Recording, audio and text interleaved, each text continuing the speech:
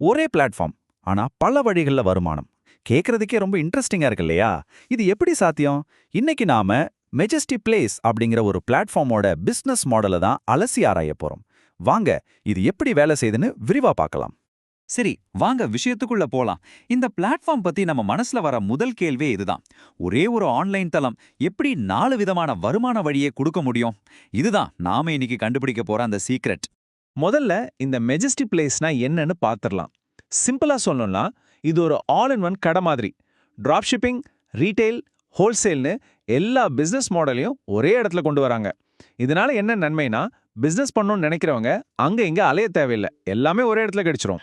Okay, இவங்க சொல்ற 4 வருமான வழியில நாம முதல்ல பார்க்க போறது டிராப் ஷிப்பிங் மாடல். இது யாருக்காகன்னா, ஆன்லைன் பிசினஸ் பத்தி எதுவுமே தெரியாதவங்க கூட ரொம்ப ஈஸியா ஆரம்பிக்கணும்னு தான் இதை வடிவமைச்சிருக்காங்க.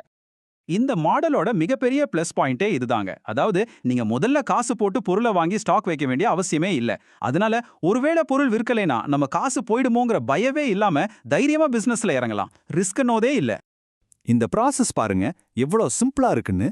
ஸ்டெப் 1, நீங்க சோஷியல் மீடியா மூலியமாவோ இல்ல வாட்ஸ்அப் மூலியமாவோ கஸ்டமரை புடிச்சு ஆர்டர் எடுக்கிறீங்க. அடுத்ததா அந்த ஆர்டரை இவங்க சைட்ல போடுறீங்க. அவ்வளவுதான் அவங்க வேலை. அதுக்கப்புறம் பேக்கிங், டெலிவரின்னு எல்லா தலைவலியும் மெஜஸ்டி பிளேஸே பார்த்துக்கும். உங்களுக்கு கமிஷன் வந்துடும். அப்போ இந்த டிராப் ஷிப்பிங் மாடல் யாருக்கெல்லாம் செட் ஆகும்? நீங்க ஒரு ஸ்டூடெண்டா இருந்து பாக்கெட் மணிக்கு ஏதாவது பண்ணணும்னு நினைக்கிறீங்களா? இல்ல ஒரு வேலையில இருந்துகிட்டே சைடுல ஒரு இன்கம் வேணுமா? ஆன்லைன் பிசினஸ்க்கு புதுசா வர்ற யாருக்குமே இது ஒரு சூப்பரான ஸ்டார்டிங் பாயிண்ட்னு இந்த பிளாட்ஃபார்ம் சொல்லுது. டிராப் ஷிப்பிங் சரி, அது ஒரு நல்ல ஆரம்பம். ஆனா நீங்க இன்னும் கொஞ்சம் பெருசா பண்ணணும்னு நினைச்சா, உங்களுக்கே ஒரு கடை இருந்தா, இல்ல பொருட்களை மொத்தமா வாங்கி விற்கணும்னு ஆசைப்பட்டா, அதுக்கு தான் இவங்க கிட்ட வழி இருக்கு. அதுதான் இந்த 2வது மற்றும் 3வது வாய்ப்பு.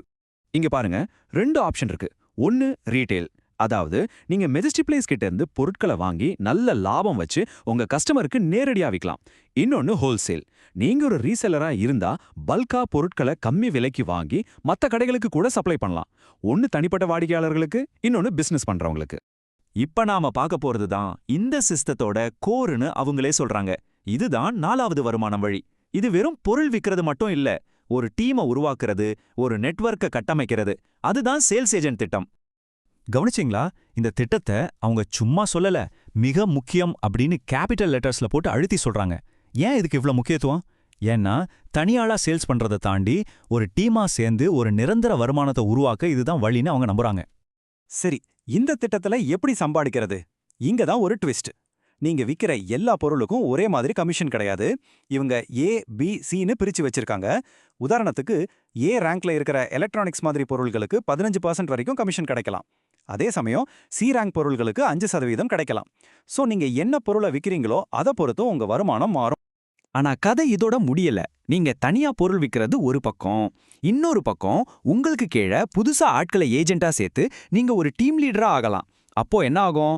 உங்க டீம் பண்ற சேல்ஸ்ல இருந்தும் உங்களுக்கு ஒரு பெர்சன்டேஜ் கமிஷனா வரும். இதான் பாசிவ் இன்கம்னு சொல்றது.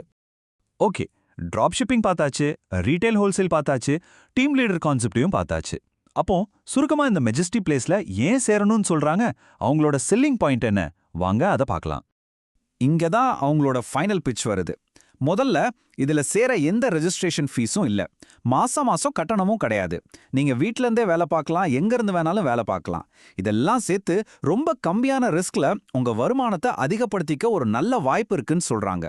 கடைசியா அவங்களோட மொத்த பிசினஸ் தத்துவத்தையும் இந்த 4 வார்த்தையில சொல்லிடுறாங்க: விற்கவும், பரிந்துரைக்கவும், சம்பாதிக்கவும், வளரவும். இது நம்மகிட்ட ஒரு முக்கியமான கேள்வியை எழுப்புது. இந்த மாதிரி ஒரு சிஸ்டம்ல உண்மையான வெற்றி நீங்க தனியா எவ்வளவு விக்கிறீங்கன்றதுல இருக்கா, இல்ல உங்களுக்கு கீழே எவ்வளவு பெரிய நெட்வொர்க்கை உருவாக்குறீங்கன்றதுல இருக்கா? ஒருவேளை ரெண்டுமே சேர்ந்தாதான் உண்மையான வளர்ச்சியா இருக்குமோ? நீங்க என்ன நினைக்கிறீங்க?